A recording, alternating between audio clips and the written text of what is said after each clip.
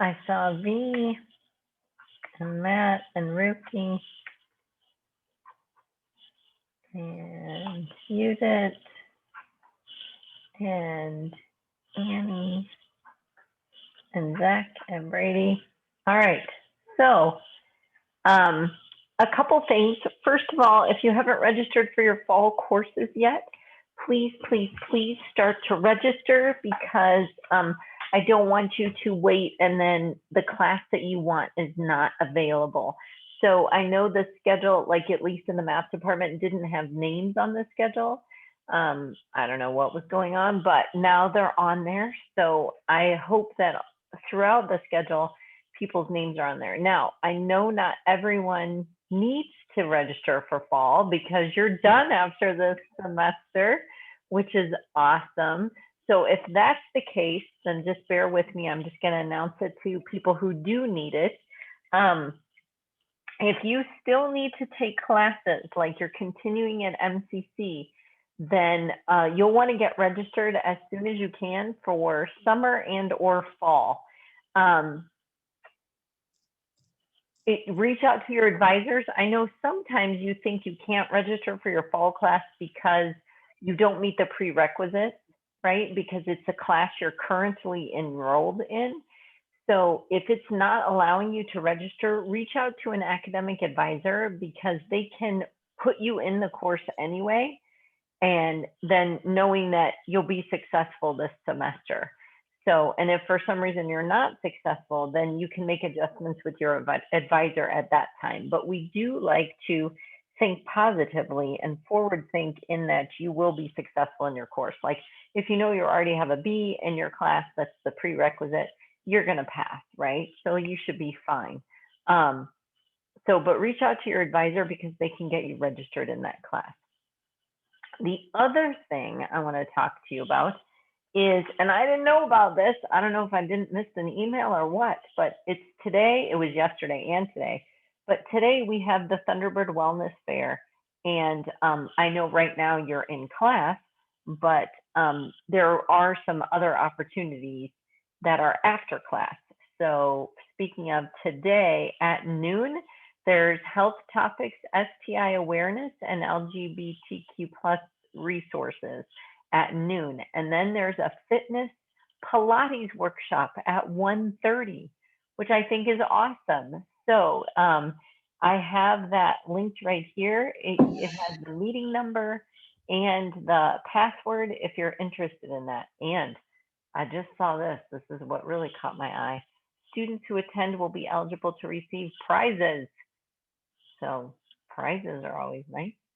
So there you go. If you want me to put that in the chat, sorry about my dog, I will put that in the chat right now. Here's the link information as well as the meeting number.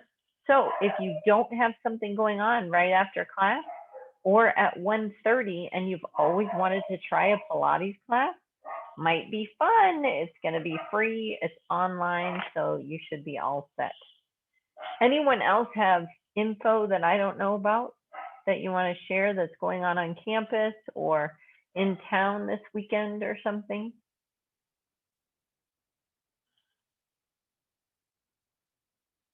No, we're all good? All right. Well, the first thing I want to talk about, how'd the homework go last night? Fine? Lily says yes. V's like, some of them are okay, some of them are not. Lee is agreeing with that. Some of them are okay, some of them are not. All right, so remember, you can work on those in practice mode if you have a question later that you want to go back and look at. So what I want to talk about now is the final exam project. Oh, a final exam, you're so close. We're almost done. Okay, so I just opened it in the class so you can see that module. I thought I had it right here so I could link it to you so we could look at it together. Let me do that. All right, so here is the link to the final exam project, I hope. It's been quite a techie day. And my Google Drive on my iPad is being very, very bizarre. Can't quite figure it out. All right, so here's how the final exam project works. Here's our course competencies for our finance module, our statistics module, and our probability module. What you're going to do is you're going to choose one of the concepts from this list, okay? And you're going to relate it to what you're studying. So, and you're going to present the concept in a slideshow presentation to our class on final presentation day. You might be saying, when is final presentation day, right? Well, it could be May 12th for you if you're ready by then. Otherwise, it will be May 17th. Okay, so May 12th or May 17th. You're going to teach the audience as if they don't know the concept. Okay, you're going to make up a problem that we haven't solved yet. So you can't just take a problem I used in class or we used in class and use it for your project. You're going to make up your own. And you're going to be teaching it through the lens of your field of study or your field of interest. You need to make sure the math is correct and you're expected to use commonly accepted notation. You're going to present for 5 minutes using the slideshow. Now, some of you, that stresses you out, right? You're like, oh, no, not going to happen. I don't know how I'm going to do this. So 5 minutes is a long time. So you can pre-record if you want. So then when you're presenting, it's not really live, right? You still have to be here, but you can pre-record. And so you don't have to worry about your words. You could record them in advance. And then after your pre-recorded plays, then you'll just be live to answer questions. Okay, so that takes some of the pressure off for some of you. If you don't mind just teaching live and you're fine with that, then you can go ahead and do that. The only thing you have to be careful of is that you don't go over the time limit, right? So you don't want to go over the time limit. And usually when we talk not pre-recorded, we talk longer than we think. So after your pre-recorded presentation or your presentation, you're going to answer questions for about a minute from the class. By the way, if you look at my rubric that I'll show you in just a minute, you're also graded on how you are as an audience member, right? So while it's presenting, I can see everyone on here and I see, are you attentive? Are you paying attention? And then do you ask a question of this person who presented? And you might not have all your questions answered, but you could put it in the chat as well, because I know not all of us like to just ask out loud. You're going to share your slideshow with me prior so we can make sure it's going to work when you do it. And you can work with anyone in the class to help support you and check your work. You can present with a partner if you choose to. But if you present with a partner, each person has to participate and it has to be relevant to both of your programs of study, okay? So if you're in the same program of study, it might be a little bit easier, but it's not necessary. Okay, so here's your rubric. You get 10 points if you have everything you need to in your slideshow, okay? It goes down if you're missing some components. If we can understand it, you have a nice presentation, you're going to earn 5 points for that. If you answer the questions thoroughly for your Q&A, you're going to get 5 points for that. Mathematical accuracy. Notice that mathematical accuracy is worth half the points of the project. That makes sense. We're in a math class, right? The math has to be correct. So, but you can check it in advance. Attends to precision, 5 points. If you use appropriate vocabulary, you identify quantities with their labels, units, and symbols. So that's important. And then how are you as an audience member? Okay, so that's 5 points. So that's our total of 60 points. Okay, so what does the presentation look like? Let me put in the chat a copy of the presentation template. Now, do not feel like you have to use this template. because it doesn't matter to me. Matt, you guys would have up to 10 minutes. If there's two of you, you would have up to 10 minutes to do it, but you could do it in less than 10 minutes. It's really a maximum requirement, not a minimum requirement. Does that make sense?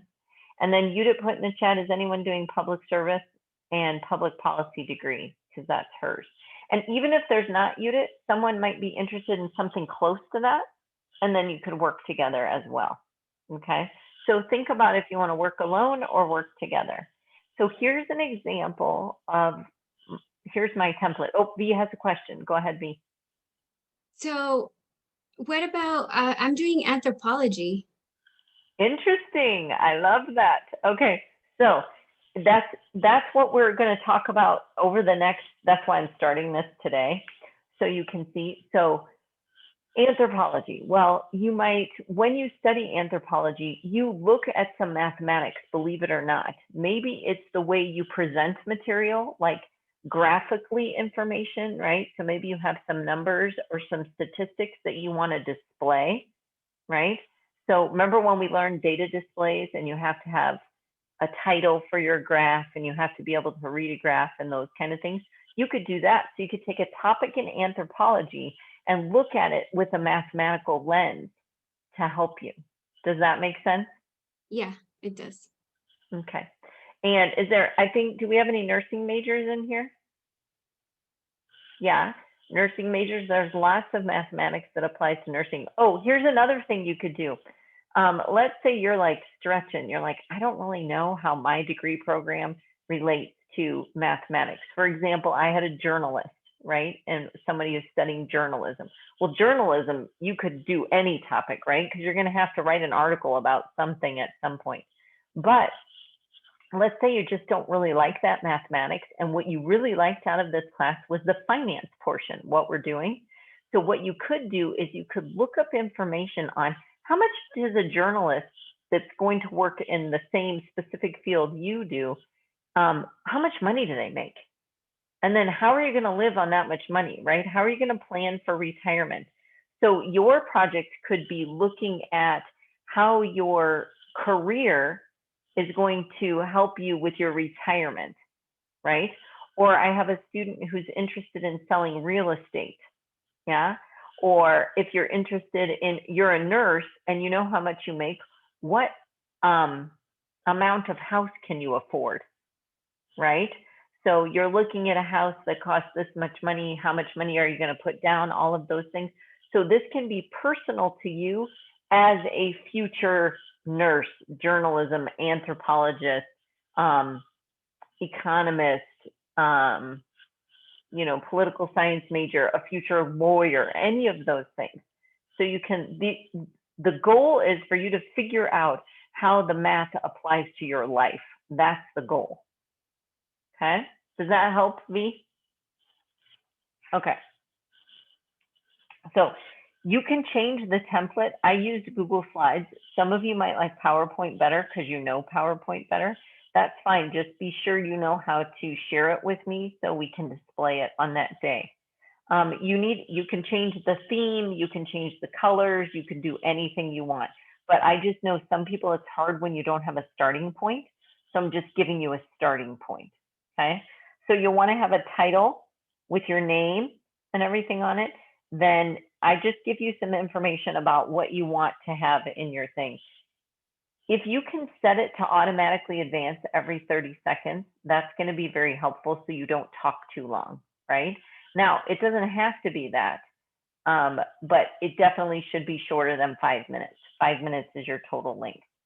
Make sure you have listed the course competency you've chosen. So what did you pick from the table? Okay. Then I just showed you some directions on how to add a page, how to rename a document, how to share it with someone. So you can delete those slides after you're done with that. Then I just have, you probably want an intro. Tell us what's going on. Which course competency did you choose, right? How it relates to your program of study. Then teach the competency, right? Make sure you use correct vocabulary and notation. It might take you a couple slides to explain it. Then you're going to introduce whatever problem you made up, right? And your solution, and that might take a couple slides. And then your conclusion after that. What did you learn by completing this project? Again, we're trying to get, why did you need to take this math class for your degree, right? Because that's what a lot of you get stuck on. Like, I'm not even going to use math. Why would I ever need this, right? Okay, and then if your last slide should say any questions, so it reminds you to ask the audience, right, for questions. And then if you have images or any data that you need to cite, don't forget your citations, okay? So for example, if you pulled up an article about something and it has some statistics in it, and that's what you're using to create your graph or whatever you're doing in your project, make sure you have a citation of where that came from, okay? So we don't plagiarize, use information that we're not authorized to use without some sort of recognition, okay? All right. Questions on the final project, the final presentation? I don't know why OneNote's not open now. This just counts as a final project. It's not like an exam score, correct? Or is this the final exam score? This is your final exam. It's the same grade. It's one grade. Final exam, final project, it's one big grade, those 60 points.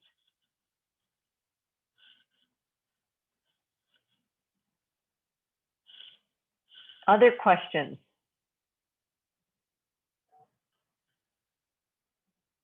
You guys look so excited about the project.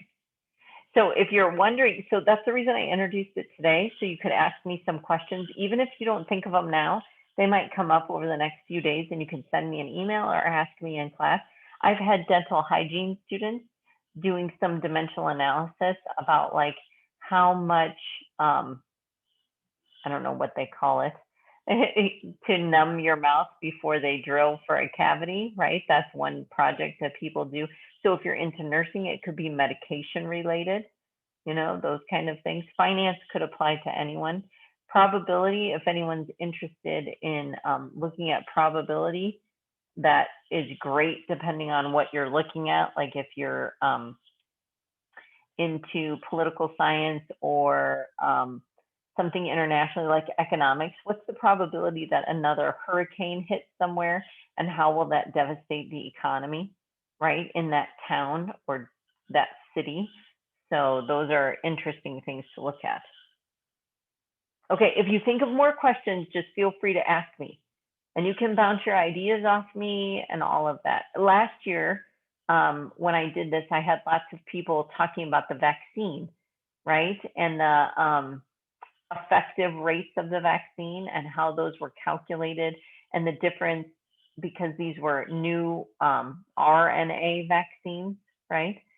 So, and looking at data that came out about that. So if you're interested, some of you are interested in COVID-19 and discussions of how that has affected us financially or medically or anything like that. And some of us are like, I've had enough of the COVID-19 conversation, right?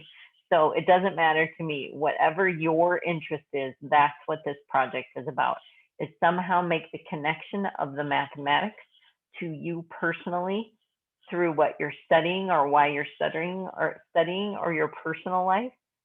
Okay, to help you. All right, so here's our schedule, what we're looking at. This is today, right here. We're on APY day.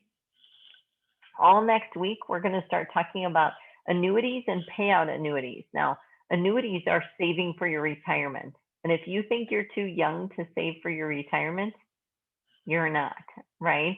So we can think about those things. And if you're a little bit older, like I am, you think, oh, I should have started saving a lot younger, like than I did. Yeah. And then the following week, we're going to talk about loans.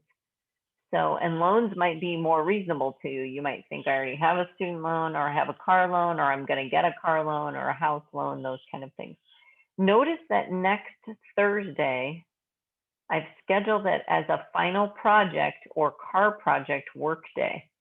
So that day will be a day you can really take advantage of the time in class to talk to your neighbors or your partners in this project or just bounce some ideas off them or talk to me directly, right? And you do have a part 2 of your vehicle project that you can finish after we get through those loans, okay? You do have a finance quiz. I was gonna maybe break it into 2 smaller quizzes, and I haven't decided yet because I don't want you to have to take a quiz when you're learning new things still. So I'm trying to walk that fine line there between that so I don't stress you out too much. Like if I go, oh, you still have 2 quizzes and a final project, that might be too much. Whereas if you just have 1 quiz and a final project, I just don't want that 1 quiz to be overwhelming to you. All right, so you can present here on the 12th if you are ready. So that can be a presentation day. We will not have class this day. Do you see this right here on Thursday, May 13th?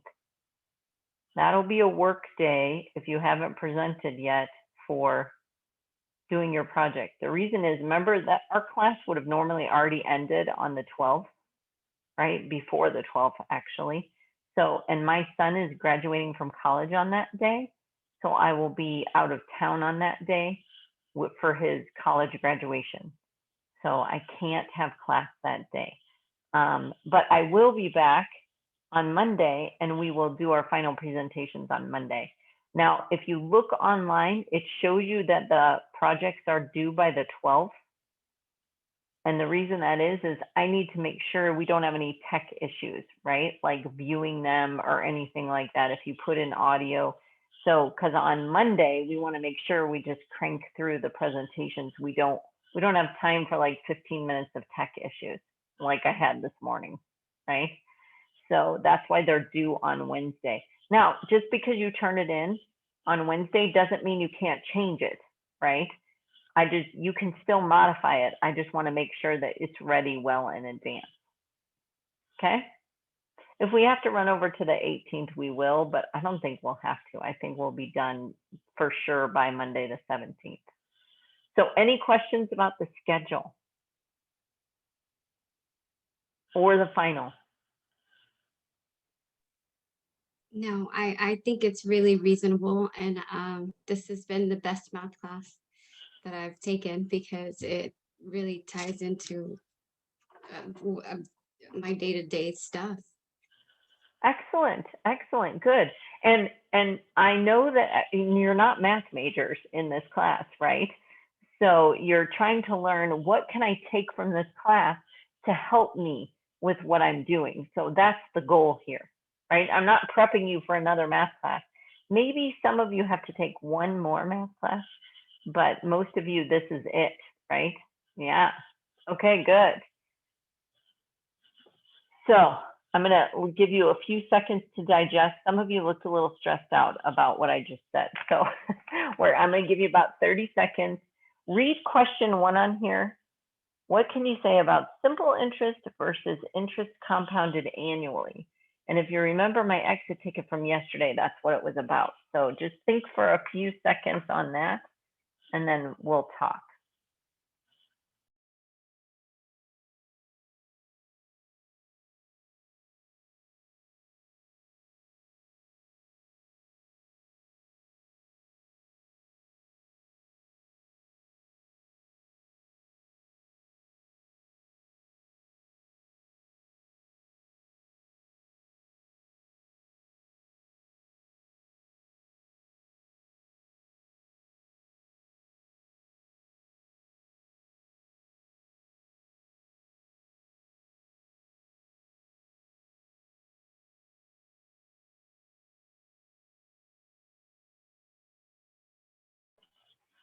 All right.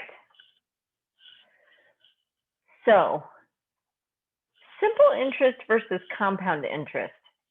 Can anyone tell me anything about those differences? Simple interest is based on principal amount of money. And compound is the basis on the interest. Nice. So which gets you more money, Ruki? Compound. How many of us agree that compound gives us more money? Yeah. Because you earn money from interest and also principal, both. Exactly. Good job, Ruki. So on simple interest, you're only earning money off your principal. Whereas with compound, you're earning your money off your principal and your interest together. So when your interest grows, then your overall keeps growing. So excellent. And your exit ticket yesterday, one of them asked simple interest and one of them asked compound interest. And the investment was the same and the time was the same. So you invested $4,000 at 5% for 10 years. And at simple interest, that investment grew to $6,000. But at compounded annually, I think it was just annually, right? At compounded annually, it grew to $6,500. So you had an extra 500, it was 500 and some change, like $515.38, something like that. So that's what I wanted you to notice, that simple interest is fine, but compound interest is going to earn you more money. Remember when we talked about if someone's only charging you simple interest, they're really nice. It's probably like your mom or your grandma or somebody, right? It's not the bank. The bank is going to charge you compound interest. All right. Now, when we talk number 2 on here, when we're talking compound interest, what can we say about how an investment is affected by how often it's compounded? So remember, we have the choice. We could have annually, we could have semi-annually, we could have quarterly, we could have daily, we could have monthly, or we could have daily. Which is going to make us the most money? On the more questions, we had weekly too, Oh, weekly. Yeah, and how many weeks are in a year? 52. Yeah, and so some people might have got stuck on that, right, and had to look that up. So it's nice to remember all of those things, you know. So there's vocabulary that's not math related, but is math related in here too, right? So good. Yeah, it could go down to weekly. I have a question related to the compounded. So for days, is it 3.65 just even, or is it 3.625? Because I've seen like They usually use both. 365. They usually use Okay. 365 because they discount leap years, right? They say leap years don't matter. So they just use 365 days. Yep. Good question. So when do you make more money? Is it the more times it's compounded or the fewer times it's compounded that gets you more money?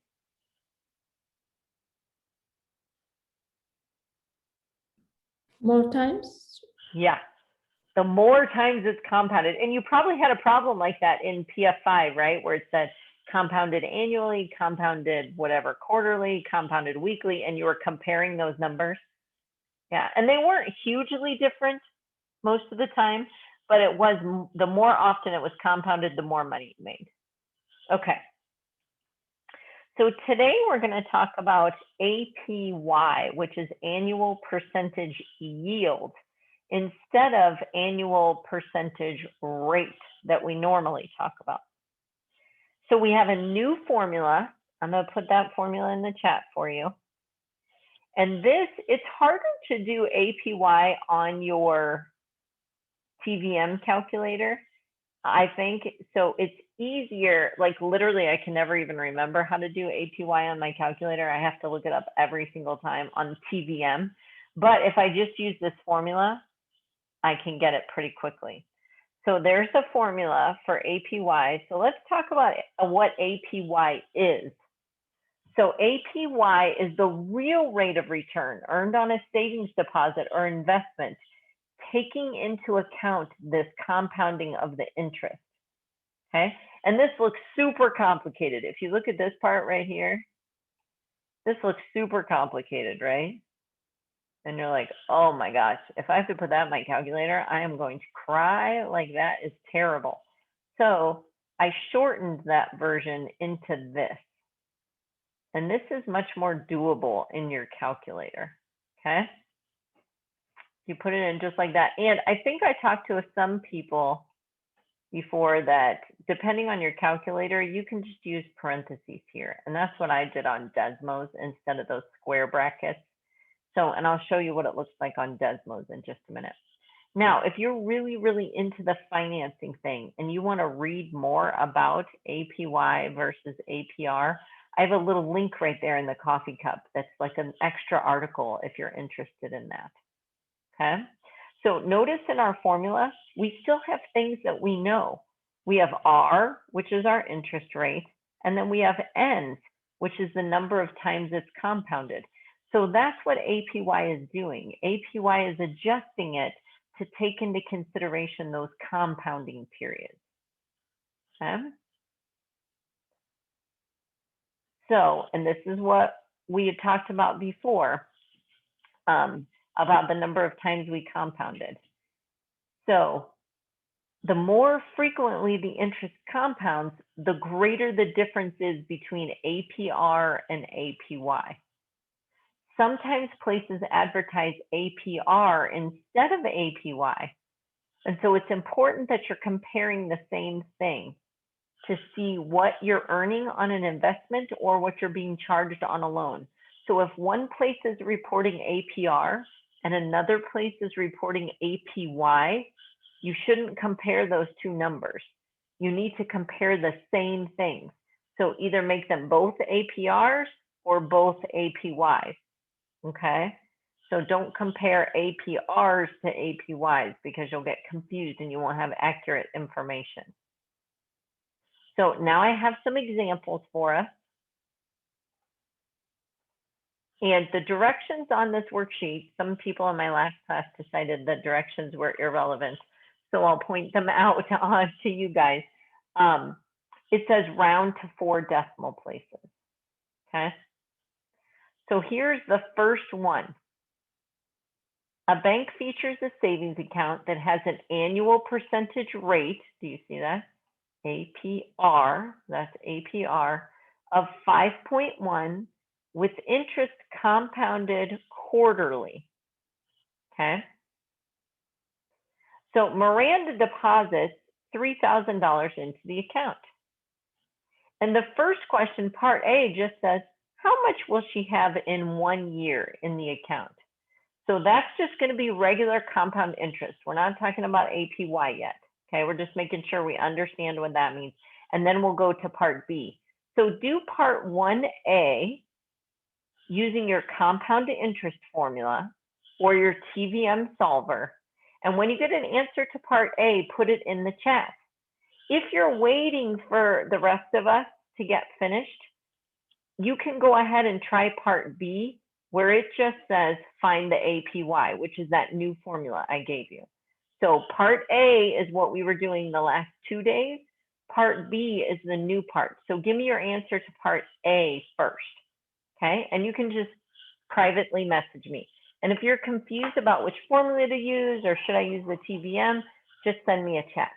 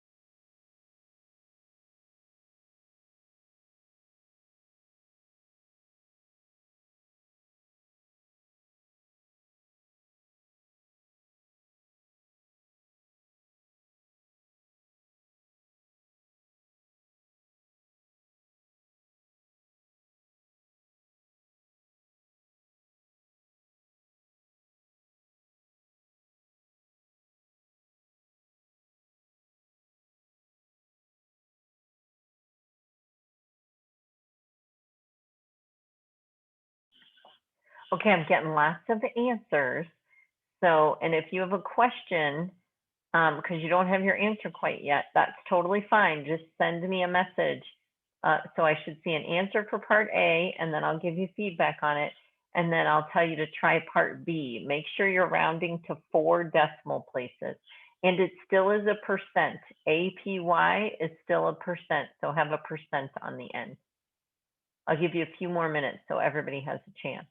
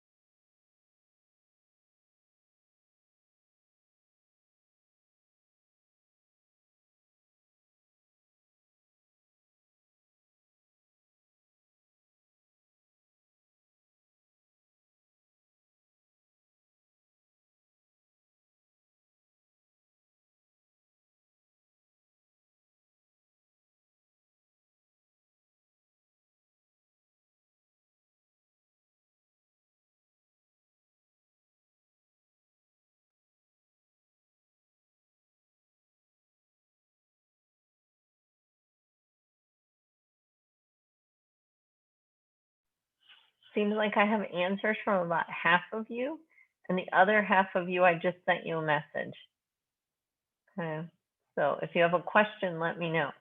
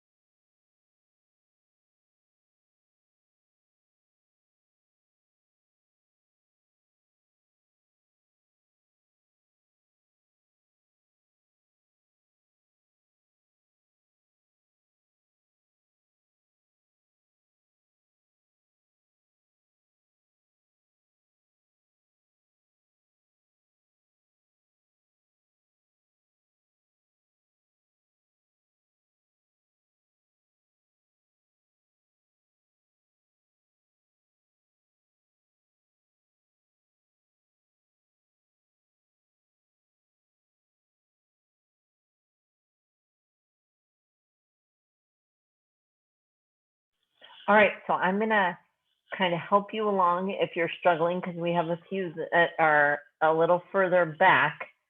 So And if you're beyond where I'm going over and you already understand what I'm doing, that's fine. Just keep working on your worksheet. That's totally fine. So how much money will Miranda have in the account in 1 year? Well, we had to use the formulas from PF5 or the TBM solver, right?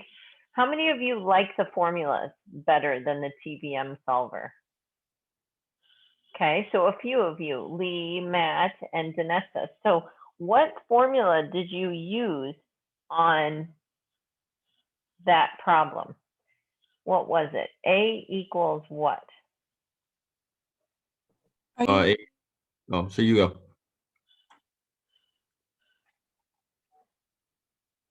Okay. A equals 3,000. Let me look. 3,000, and then parentheses 1 plus 0.051 over 1 parenthesis to what is it to the 4th times 1. Okay, so this denominator right here, I'm concerned why it's a 1. Why would it be a 1? On below the 0 point Yeah, just a year. But isn't that n in the formula? Isn't it r divided by n? Okay, I thought that's what n was. N is the number of compounds in a year. So So would it be what is that? Is it 4? It'd be, yeah, it would be 4. And so what's weird about that, Matt, is did you notice you put 4 in the exponent, right? Because the formula is p times 1 plus r over n to the n times t power. Yeah. So this n and this n should match, right? Those two n's should both be 4. Okay, now, if you use the TVM solver, right? If you use TVM, your capital N is going to be n times t, which is 4 times 1 or 4. Then I, you're just going to put in 5.1, remember? Because we don't change it if we use the TVM solver. And then PV is going to be 3,000. And then PMT is going to stay 0 for now. FV is what we're solving for. That's what we're looking for. And then PY and CY, that's where we put 4 because that's the number of times it's compounded. Yeah, I think I did put 4 there before. I just forgot when I was saying out loud. Yeah, I was going to say, you had the right answer, Oh. so you must have put 4 there. I didn't have it written down. I deleted it. So. Okay. All right. So, but be careful, Matt. If you're taking good notes in class, you shouldn't be deleting things, right? You should have all these notes. So then later when you do your homework, you know what happened, right? So you don't have to pull up the slides or anything like that. So for part A, you should have gotten $3,155.95. Is everybody okay with that, part A? Any questions on part A? Maybe you found your flaw of what formula you were putting on there or something. Any questions on that?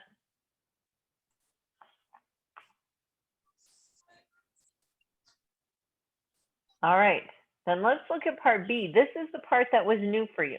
Part A should have been a review for you. Part B was our new formula, and I put that formula in the chat. There's just one from PF6, which is nice. And the formula is APY equals 1 plus R divided by N raised to the N power minus 1 times 100. So that's the formula. Now, in our problem, we're going to do 1 plus 0.051 divided by 4 to the 4th power minus 1 times 100. And we're going to put that in our Desmos.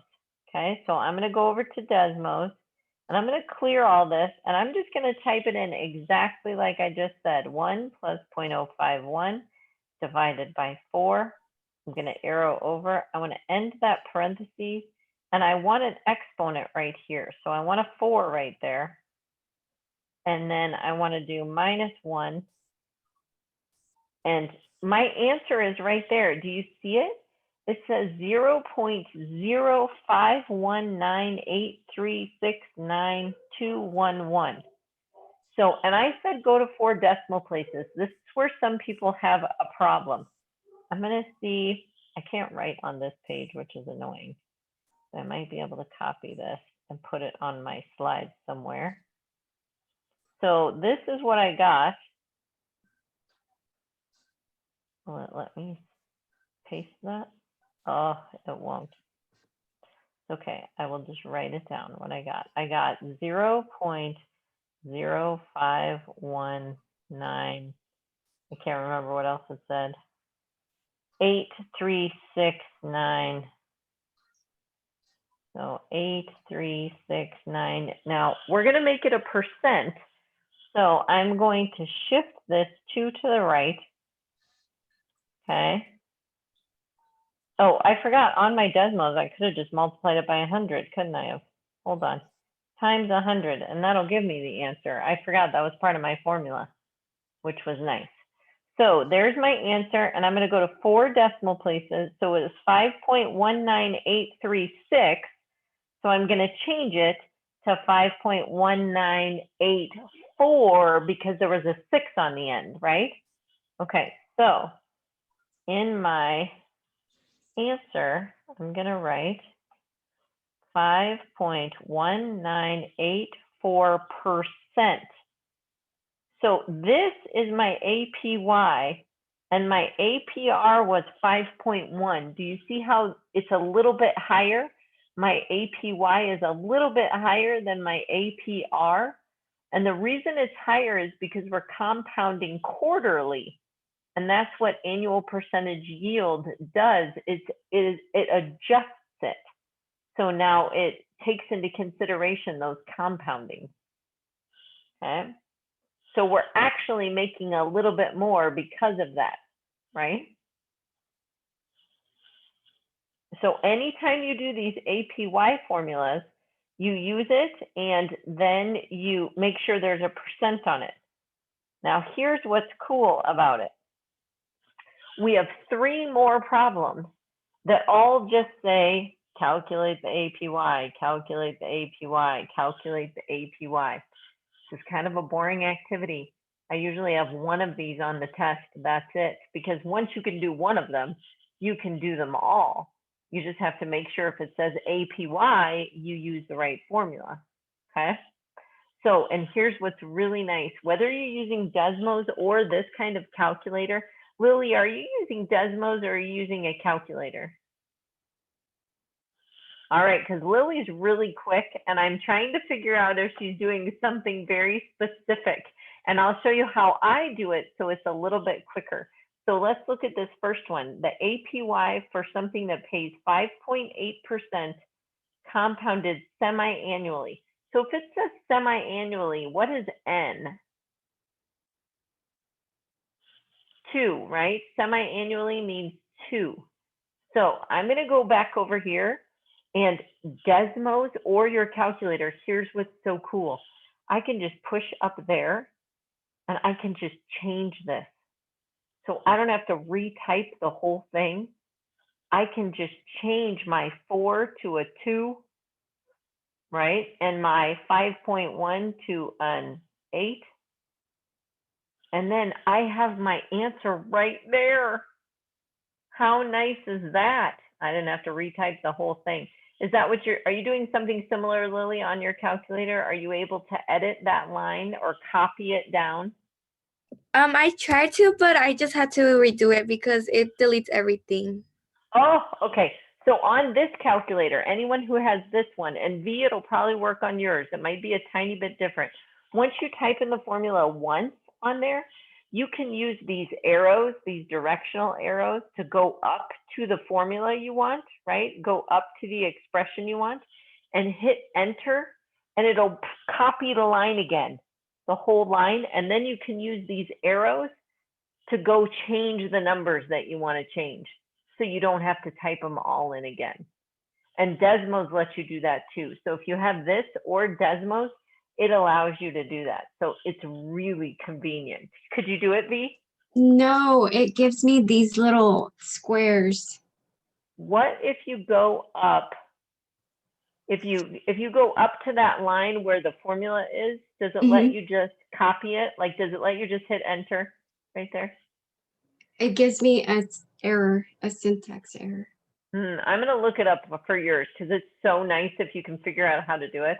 Yeah. How to copy a line on a Casio graphing. Okay, I'll see if I can figure that out because it's so convenient. But Desmos will do it too, so that's really nice.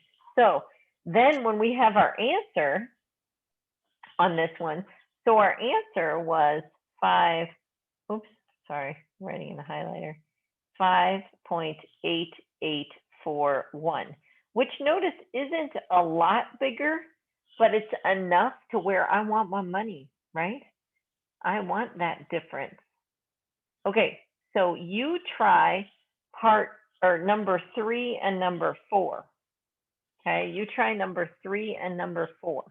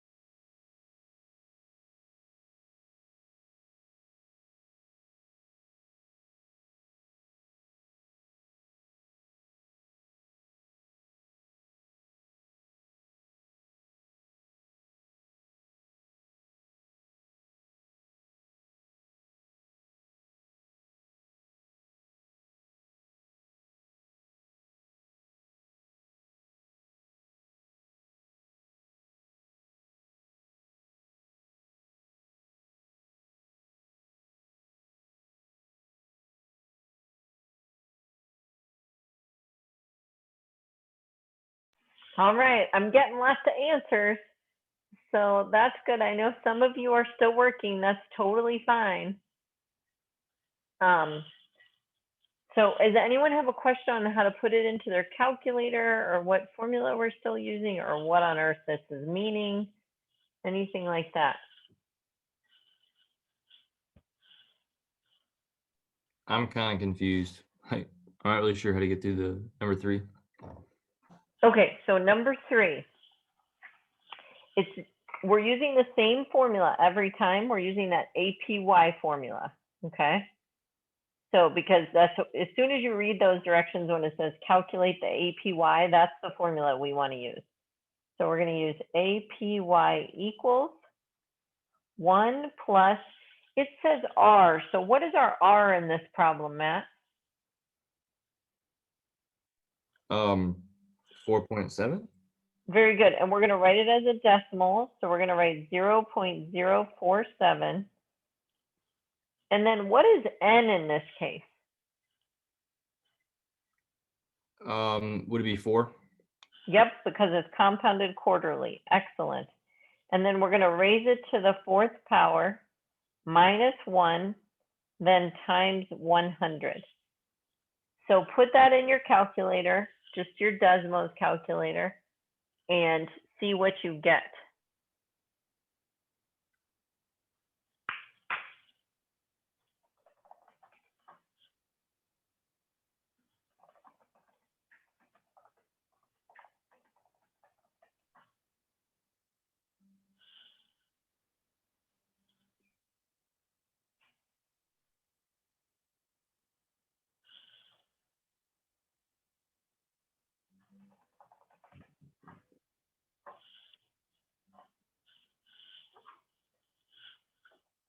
Well, that should be a 100. I don't know why it looks so weird.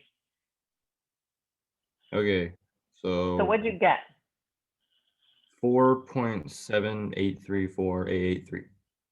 Yeah, so it should be real close to this 4.7 that you already had. It'll just be a little bit higher. So 4.783, and then what was your last digit in that 4th place? 3, 4. Yeah, 4 was it? Okay, so it should be 4 right here. Yep. Is that what you got? Excellent. And then we put a percent sign on the end because it's still a percent. That's what that P stands for, is percent. Okay, did that help, Matt? Yeah, a lot. Yep. Perfect. So now do the same thing for number 4, but you just have to change. So what's nice is the only thing you have to change is this part and this part and this part, right? So on my calculator, I can go over there and just change those parts, right? I can say, oh, it's compounded annually. So I'm going to change that to a 1. I'm going to change that denominator to a 1. And I'm going to change that numerator to 0.59, since that's what it was. And then I have my answer right there. Now, an interesting thing happened on this one. Do you see it? Why didn't it change? Why is it still 5.9%? Any ideas?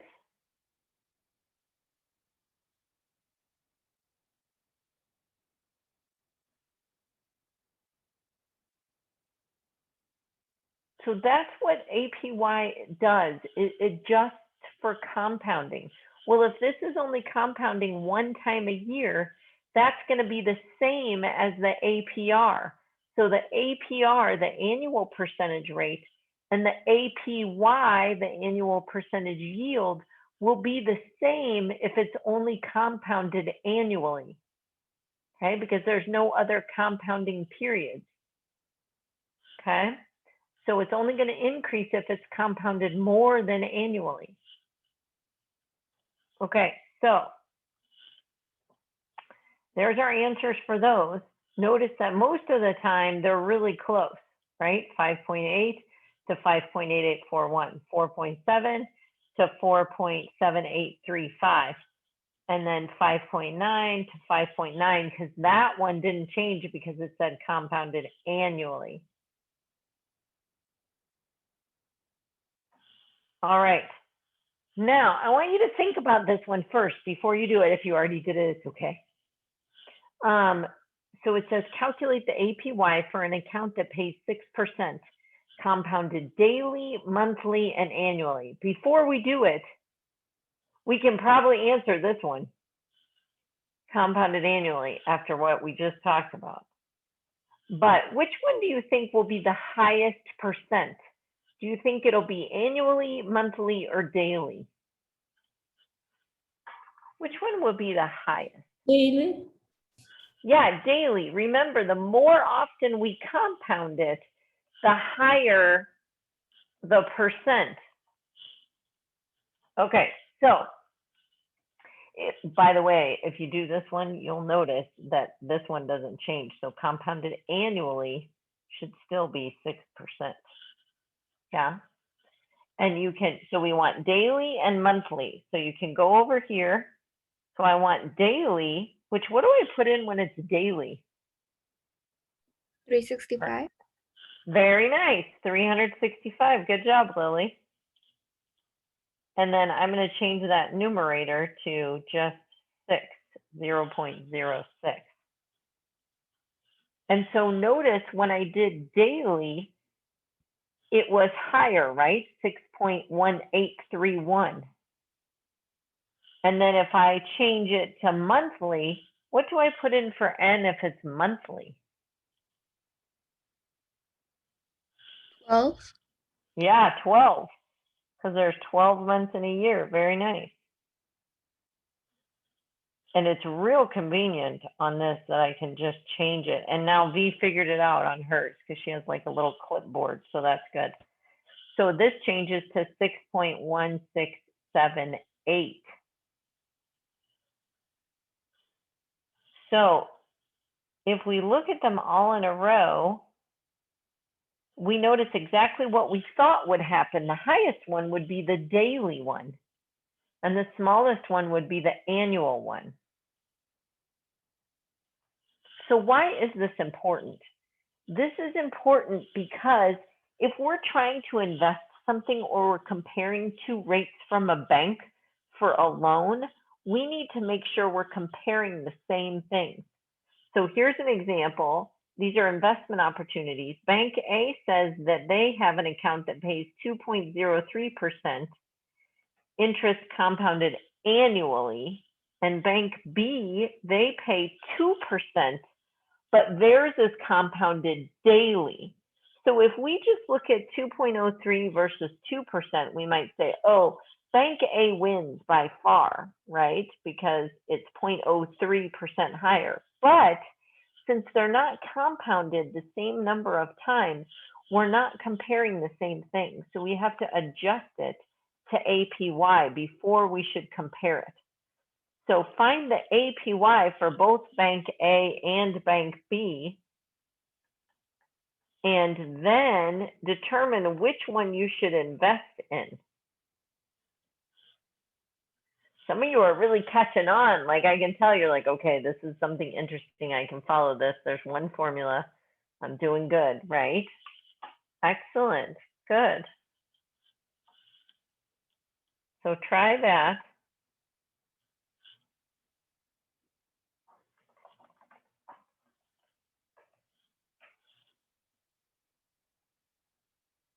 And some of you might be really quick on the thinking part of it and go, oh, I don't really have to calculate one of these because, right? Fill in the blank. Yeah.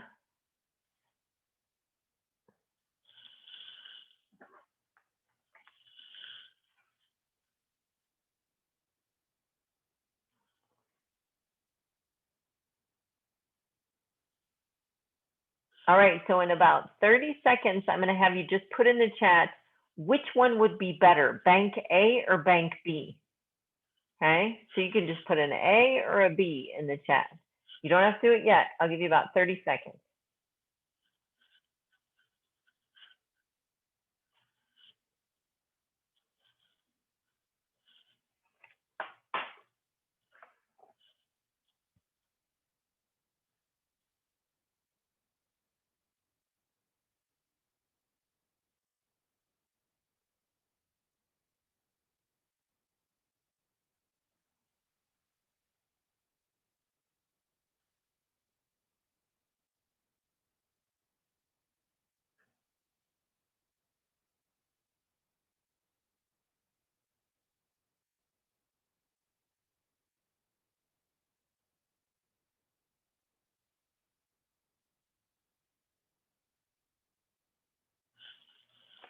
All right, so it's okay, even if it's just a guess. Okay, so either put an A or a B in the chat. You ready? 1, oh, sorry, 3, 2, 1, go.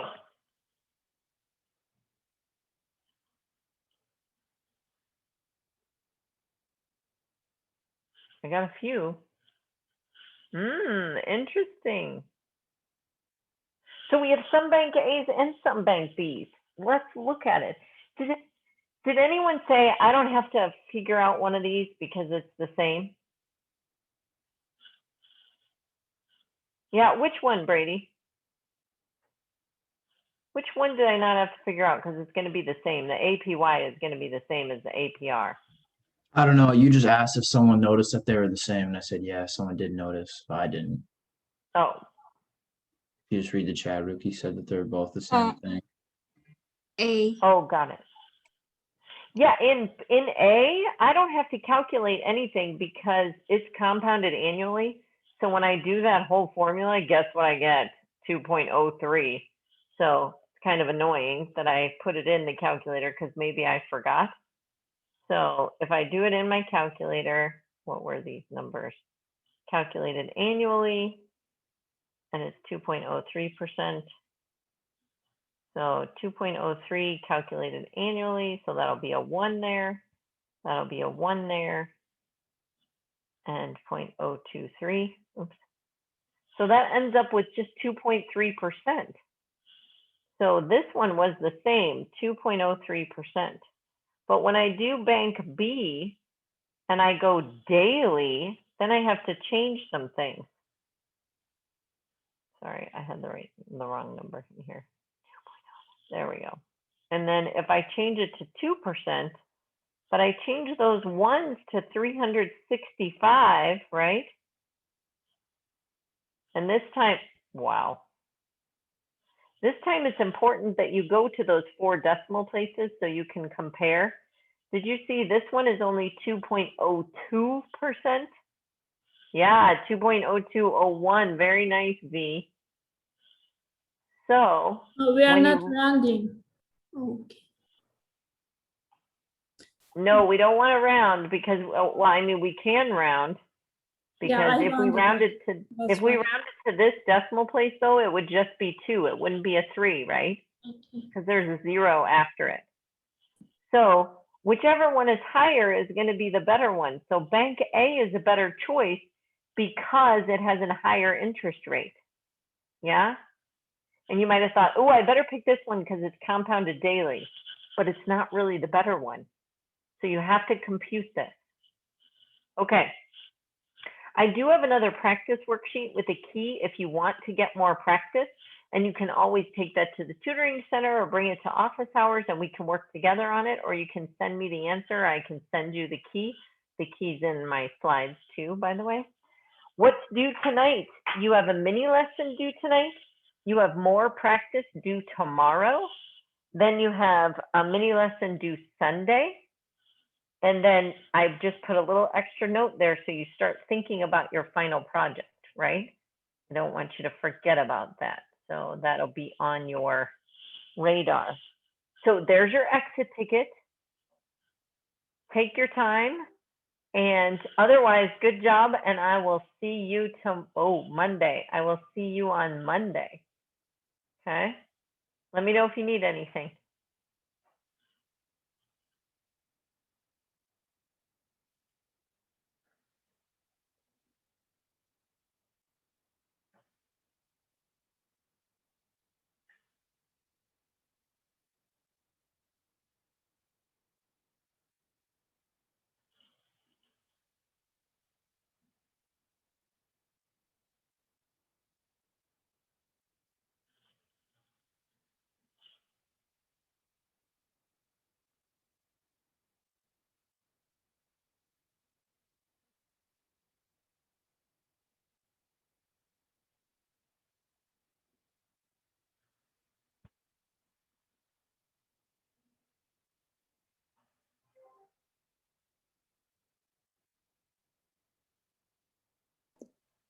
Have a great weekend. You too. Bye. Good job today.